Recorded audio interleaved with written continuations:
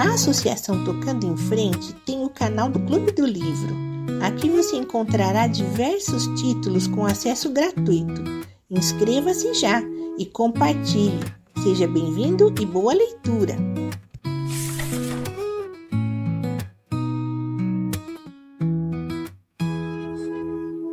A Moreninha, capítulo 12, Meia hora embaixo da cama.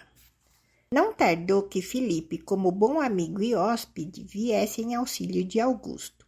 Em verdade que era impossível passar o resto da tarde e a noite inteira com aquela calça, manchada pelo café. E, portanto, os dois estudantes voaram à casa. Augusto, entrando no gabinete destinado aos homens, ia tratar de despir-se quando foi por Felipe interrompido. Augusto, uma ideia feliz! Vai vestir-te no gabinete das moças.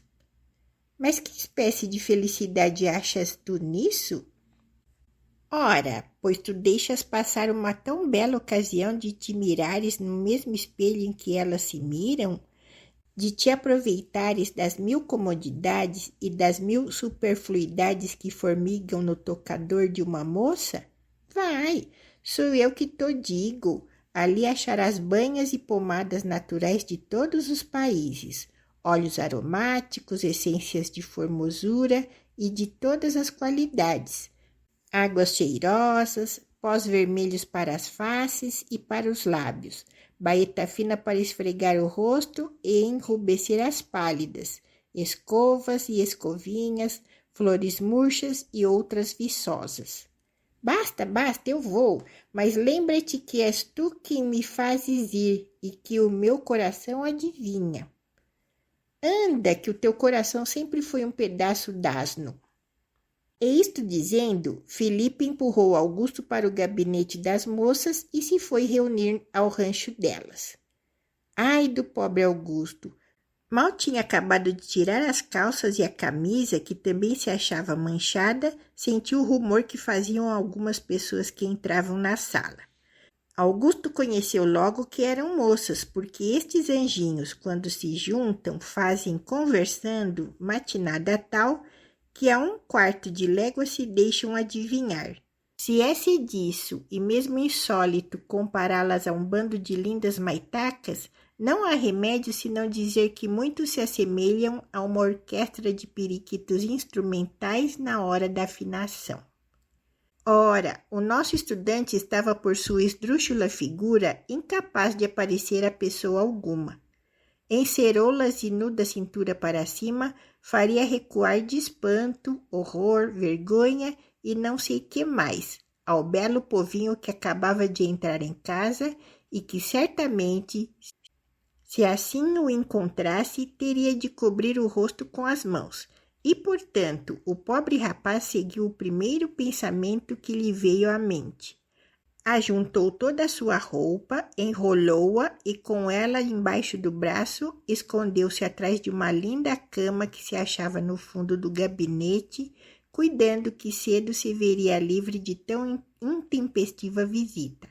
Mas ainda outra vez, pobre estudante, teve logo que agachar-se e espremer-se para baixo da cama, pois 4 moças entraram no quarto. E eram elas Dona Joaninha, Dona Quinquina, Dona Clementina e uma outra por nome Gabriela, muito adocicada, muito espartilhada, muito estufada, e que seria tudo quanto tivesse vontade de ser, menos o que mais acreditava que era, isto é, bonita. Depois que todas 4 se miraram, compuseram cabelos, enfeites e 1000 outros objetos que estavam todos muito em ordem, mas que as mãozinhas destas 4 demoiselles não puderam resistir ao prazer muito habitual nas moças de desarranjar para outra vez arranjar, foram, por mal dos pecados de Augusto, sentar-se da maneira seguinte: Dona Clementina e Dona Joaninha na cama, embaixo da qual estava ele, Dona Quinquina de um lado e em uma cadeira, e Dona Gabriela exatamente defronte do espelho, do qual não tirava os olhos, em outra cadeira, que apesar de ser de braços e larga, Pequena era para lhe caber sem incômodo toda a coleção de saias, saiotes, vestidos de baixo e enorme variedade de enchimentos que lhe faziam de suplemento à natureza, com que Dona Gabriela, segundo suas próprias camaradas, tinha sido um pouco mesquinha a certos respeitos. Depois de respirar um momento, as meninas, julgando-se sós, começaram a conversar livremente, enquanto Augusto, com sua roupa embaixo do braço, coberto de teias de aranha e suores frios, comprimia a respiração e conservava-se mudo e quedo, medroso de que o mais pequeno ruído o pudesse descobrir. Para seu maior infortúnio, a barra da cama era incompleta e havia seguramente 2,5 palmos de altura descobertos, por onde, se alguma das moças olhasse, seria ele impreterivelmente visto.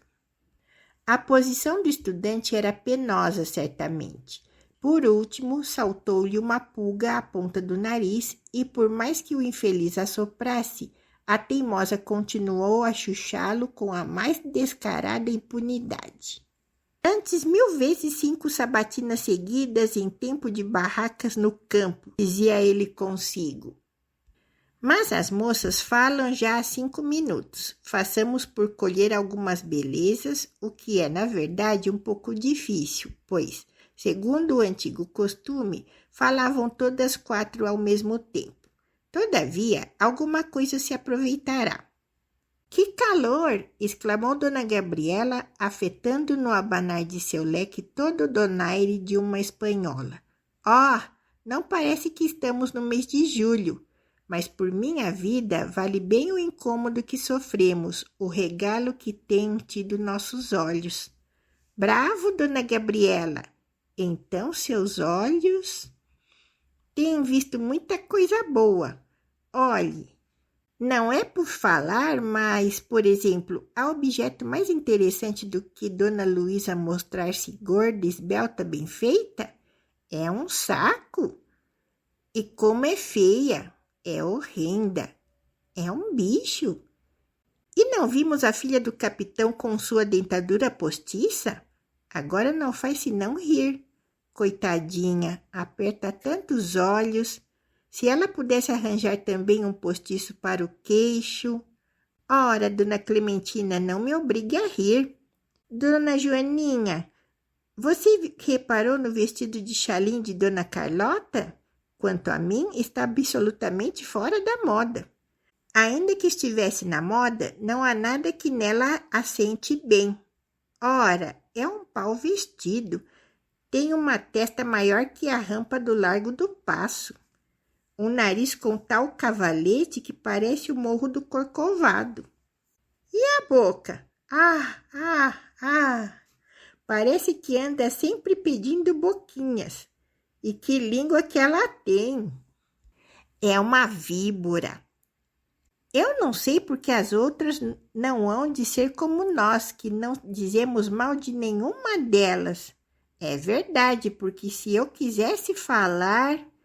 Diga sempre, Dona Quinquina. Não quero, mas passando a outra coisa. Dona Josefina aplaude com prazer a moda dos vestidos compridos. Por quê? Ora, porque tem pernas de caniço de sacristão. Pernas finas também é moda presentemente. Deus me livre, acudiu Dona Clementina. Pelo menos para mim nunca deve ser, pois não posso emendar a natureza que me deu pernas grossas. Não lhe fico atrás, juro-lhe eu, exclamou Dona Quinquina. Nem eu, disseram as outras duas. Isso é bom de se dizer, tornou a primeira, mas felizmente podemos tirar as dúvidas. Como? Facilmente vamos medir nossas pernas. Ouvindo tal proposição, o nosso estudante, apesar de se ver em apuros debaixo da cama, arregalou os olhos de maneira que lhe pareciam querer saltar das órbitas. Porém, Dona Gabriela, que não parecia estar muito consigo e que só por honra da firma dissera ao seu "nem eu", veio deixá-lo com água na boca. Havia de ser engraçado, disse ela, arregaçarmos aqui nossos vestidos. Que tinha isso? Acudiu Dona Quinquina. Não somos todas moças? Dir-se-ia que não temos dormido juntas. É verdade, acrescentou Dona Clementina. E além de que, não se veria demais senão 4 ou 5 saias por debaixo do segundo vestido. E talvez algum saiote. Vamos a isto. Não, não, disse, por sua vez, Dona Joaninha. Pois por mim não era a dúvida, tornou Dona Clementina com ar de triunfo, recostando-se mole e voluptuosamente nas almofadas e deixando escorrer de propósito uma das pernas para fora do leito, até tocar com o pé no chão, de modo que ficou à mostra até o joelho. Quem me dera já casar, suspirou ela. Pobre Augusto, não te chamarei eu feliz? Ele vê a 1 palmo dos seus olhos a perna mais bem torneada que é possível imaginar. Através da finíssima meia aparecia uma mistura de cor de leite com a cor de rosa e, rematando este interessante painel róseo, um pezinho que só poderia medir a polegadas, apertado em um sapatinho de cetim e que estava mesmo pedindo 1, 10, 100, 1000 beijos. Mas quem o pensaria? Não foram beijos o que desejou o estudante outorgar àquele precioso objeto. Veio-lhe o pensamento, o prazer que sentiria dando-lhe uma dentada. Quase que já se não podia suster. Já estava de boca aberta para saltar. Porém, lembrando-se da exótica figura em que se via, meteu a roupa que tinha enrolada entre os dentes e, apertando-os com força, procurava iludir sua imaginação. Quem me dera já casar, repetiu Dona Clementina. Isto é fácil, disse Dona Gabriela, principalmente se devemos dar crédito aos que tanto nos perseguem com finezas. Olhem, eu vejo-me doida, mais de 20 me atormentam. Querem saber o que me sucedeu ultimamente? Eu confesso que me correspondo com 5. Isso é só para ver qual dos 5 quer casar primeiro.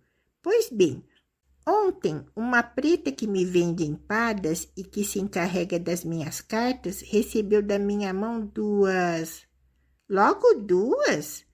Ora, pois, apesar de todas as minhas explicações, a maldita estava de mona. Mesmo dizendo-lhe eu 10 vezes, a de lacre azul é do senhor Joãozinho e a de lacre verde é do senhor Juca, sabem o que fez? Trocou as cartas. E o resultado? Ei-lo aqui, respondeu Dona Gabriela, tirando um papel do seio.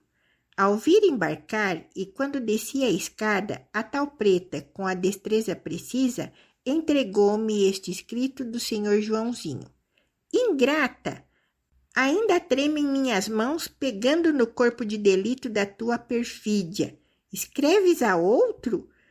Compareces por tão horrível crime perante o júri do meu coração, e bem que tenhas nesse tribunal a tua beleza por advogada, o meu ciúme e justo ressentimento, que são os juízes, te condenam às perpétuas galés do desprezo, e só te poderás livrar delas se apelares dessa sentença para o poder moderador da minha cega paixão. Bravo, Dona Gabriela! O senhor Joãozinho é sem dúvida estudante de jurisprudência? Não, é doutor. Bem mostra pelos bem que escreve. Mas eu sou bem tola, conto tudo o que me sucede e ninguém me confia nada. Isso é razoável, disse Dona Clementina. Nós devemos pagar com gratidão a confiança de Dona Gabriela. Eu começo declarando que estou comprometida com o Sr. Felipe a deixar esta noite, embaixo da 4ª roseira da Rua do Jardim, que vai direita ao Caramanchão, um embrulhozinho com uma trança de meus cabelos. Que asneira! Por que lhe não entrega ou não lhe manda entregar? Ora, eu tenho muita vergonha, antes que era assim, até parece romântico. São caprichos de namorados, falou Dona Quinquina. Havia tanto tempo para isso, mas enfim, de futilidades é que o amor se alimenta. Querem ver uma dessas? O meu predileto está de luto e por isso exige que eu vá à festa com uma fita preta no cabelo em sinal de sentimento. Exige ainda que eu não valse mais, que não tome sorvetes para não constipar, que não dê Dominus T com a moço nenhum que espirrar ao pé de mim e que jamais me ria quando ele estiver sério. E a tudo isso julga ele ter muito direito por ser tenente da Guarda Nacional. Pois, por isso mesmo, ando agora de fita branca no cabelo, valso todas as vezes que posso, tomo sorvetes até não poder mais, dou Dominus T com aos moços mesmo quando eles não espirram e não posso ver o senhor tenente Gusmão sério sem soltar uma gargalhada. Olhem lá o diabinho da sonsa, murmurou consigo mesmo Augusto embaixo da cama. E você, mana, não diz nada? Perguntou ainda ela a dona Joaninha. Eu? O que hei de dizer? Respondeu esta. Digo que ainda não amo. É a única que ama deveras, pensou o estudante, a quem já doíam as cadeiras de tanto agachar-se. E o senhor Fabrício? E o senhor Fabrício? Exclamaram as três. Pois bem, tornou dona Joaninha, é o único de quem gosto. Mas que temos nós feito nesta ilha? Que triunfo havemos conseguido? Vaidade para o lado? Moças bonitas como somos, devemos ter conquistado alguns corações. Juro que estou completamente aturdida com os protestos de eterna paixão do senhor Leopoldo, disse dona Quinquina, mas é uma verdadeira desgraça ser hoje moda ouvir com paciência quanta frivolidade vem à cabeça. Não direi à cabeça, porque parece que os tolos como que não a têm, porém aos lábios de um desenchabido namorado. O tal senhor Leopoldo... Não é graça, eu ainda não vi estudante mais desestudável. Você, dona Joaninha, acudiu dona Clementina, tem se regalado hoje com o incomparável Fabrício. Não lhe gabo o gosto, só as perninhas que ele tem. Ora, respondeu aquela, ainda não tive tempo de olhar para as pernas, mas também você parece que não se arrepia muito com a corcova do nariz de meu primo. Confessemos, minha amiga, todas nós gostamos de ser conquistadoras. Pois confessemos, isso é verdade. Pela minha parte não digo nada, assobiou dona Gabriela, mirando-se no espelho. Mas, enfim, eu não sei se sou bonita, mas, onde quer que esteja, vejo-me sempre cercada de adoradores. Hoje, por exemplo, tenho me visto doida. Perseguiram-me constantemente 6. Era impossível ter de mangar com todos a preceito. Mas, dona Gabriela, onde está o seu talento? Pois bem, que se ponha outra no meu lugar. Alguns homens zombariam de 12 de nós outras há um tempo. Houve já um que não teve vergonha de escrever isto em um papel. Num dia, numa hora, no mesmo lugar... Eu gosto de amar 40, 50, 60. Se 1000 forem belas, amo a todas elas. Que pateta! Que tolo! Que vaidoso! Essa opinião segue também o Augusto. Oh, e esse paspalhão? Ei-las comigo, murmurou entre dentes o nosso estudante, estendendo o pescoço a modo de cágado. Como lhe fica mal aquela cabeleira? Assemelha-se muito a uma preguiça. Tem as pernas tortas. Eu creio que ele é corcunda. Não, aquilo é magreza. Forte impertinente. Falando é um Lucas. Há de ser interessante dançando. Vamos nós tomá-lo à nossa conta? Vamos, pensemos nos meios de zombar dele cruelmente. Pois pensemos. Mas elas não tiveram tempo de pensar, porque neste momento ouviu-se um grito de dor, ao qual seguiu-se viva agitação no interior daquela casa. onde ainda há pouco só se respirava prazer e delícias. As 4 moças levantaram-se espantadas. Pareceu-me a voz de minha prima Carolina, exclamou Dona Joaninha. Coitada, que lhe sucederia? Vamos ver. As 4 moças correram precipitadamente para fora do quarto. Augusto, que não estava menos assustado, saiu de seu esconderijo, vestiu-se apressadamente e ia, por sua vez, deixar aquele lugar em que se vira em tantos apuros, quando deu com os olhos na carta do senhor Joãozinho, que, com a pressa e agitação, havia Dona Gabriela deixado cair. O estudante apanhou e guardou aquele interessante papel e, com prontidão e cuidado, pôde, sem ser visto, escapar-se do gabinete. Um instante depois foi cuidadoso procurar saber a causa do rumor que ouvira. O grito de dor tinha sido, com efeito, soltado por Dona Carolina. Livro A Moreninha. Informações e vocabulário referentes aos capítulos 12 a 17. Capítulo 12. E das 1000 superfluidades, das 1000 coisas desnecessárias. Baeta fina para esfregar o rosto. Baeta é um tecido de lã ou algodão, de textura felpuda, com pelo em ambas as faces. Quando se juntam, fazem conversando matinada tal que a 1/4 de légua se deixam adivinhar. Matinada é barulheira, algazarra. Se é sediço, se é trivial, corriqueiro, uma coisa já sabida. Compará-las a um bando de lindas maitacas. Maitacas são aquelas aves que fazem muito barulho logo de manhã, preferencialmente, mas enfim, são maritacas, é uma outra forma de falar maritacas.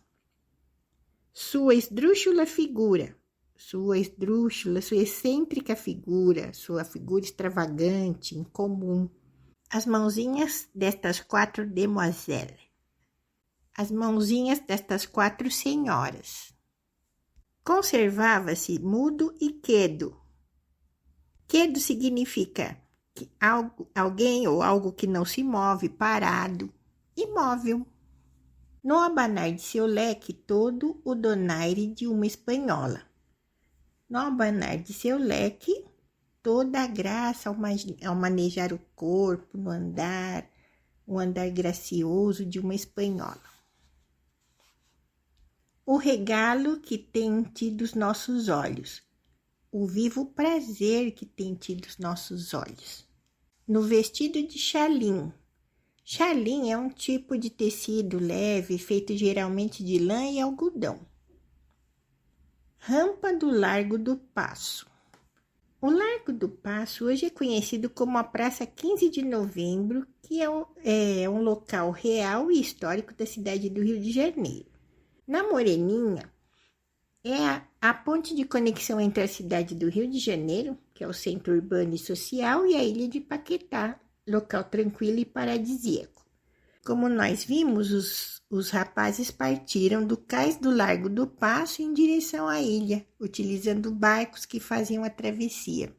E a rampa, então, está aí. Porque tem pernas de caniço de sacristão. É a referência de pernas muito finas que a moça tem. A imagem evoca a ideia de algo muito fino e comprido, como um caniço, que é uma vara ou junco, usado pelos sacristãos na igreja, talvez para acender velas em locais altos ou para outros afazeres. A maldita estava de mona, estava de mau humor. Corpo de delito da tua perfídia, da tua deslealdade. Perpétuas galés do desprezo. É uma expressão metafórica utilizada por Dona Gabriela em um diálogo de tom de brincadeira, num contexto de declaração amorosa ou flerte, com um tom assim, bem romântico, característico da época do romantismo brasileiro no século XIX. Não dê Dominus tecum.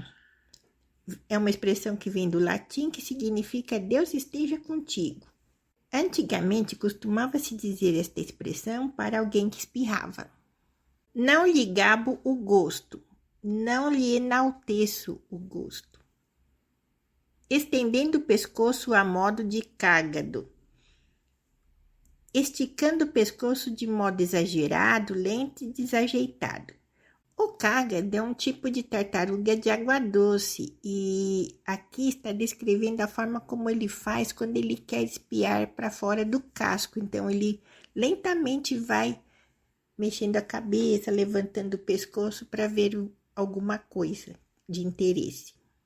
Falando em Lucas, era uma expressão muito utilizada no século XIX para referir-se a uma pessoa que fala muito ou de uma forma até irônica. É uma pessoa que é muito tagarela.